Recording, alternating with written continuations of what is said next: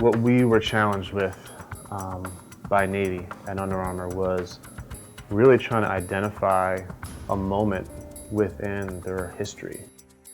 126 years of research, multiple Heisman Trophy winners.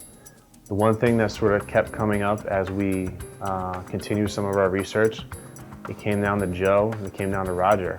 And the name Joe Bellino resounds through the stadium. The jet-propelled halfback runs brilliantly for the first score of the game.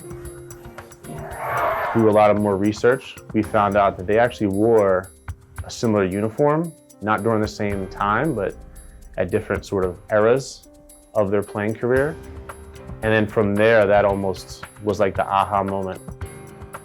We had some really nice uniforms. That '62 Army-Navy game, I was a nervous wreck. 100,000 people see the president toss the coin for kickoff. The fact that he's an ex-Navy man had nothing to do with the Annapolis boys winning the toss. Navy has beaten Army in the last 3 meetings and are slight favorites here today. We really had great uniform for that game. Phenomenon of the day is Roger Staubách, Navy sophomore quarterback. We won and had a good game. Staubách to Neil Henderson, and Navy is off and running. This first touchdown is just one of many to come. And then, '63, we had the loss of our president. With the blessing of the First Lady, the Army-Navy game was rescheduled for Pearl Harbor Day, December 7th, 15 days after the assassination. Organizers planned it as a solemn event. They were reluctant to maybe do too much, but we had some really nice uniforms for that game. This cover was actually set to debut on newsstands, but this came out at the same time that JFK got assassinated. So the real life cover that came out during this week was around the assassination of John F. Kennedy. So this is like a very rare life cover.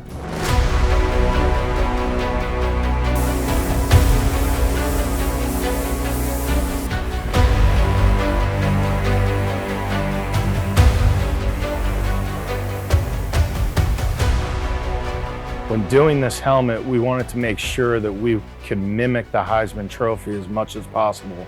With it being the 150th anniversary of college football, we decided what better of a way to honor the 150 years of college football than wearing a uniform and a helmet that was from that era.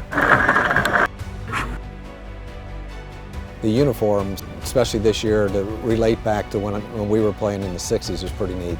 So all the memories came flooding back when you see a uniform like that. Just to see that we have the young men on the field in that same tradition, in those same type uniforms, and nothing ever changes. I think this uniform, being able to tie it in with our current team and some of the great teams that have come from the past, and just even the history of the Naval Academy, I think it's an awesome tribute to those who have come before.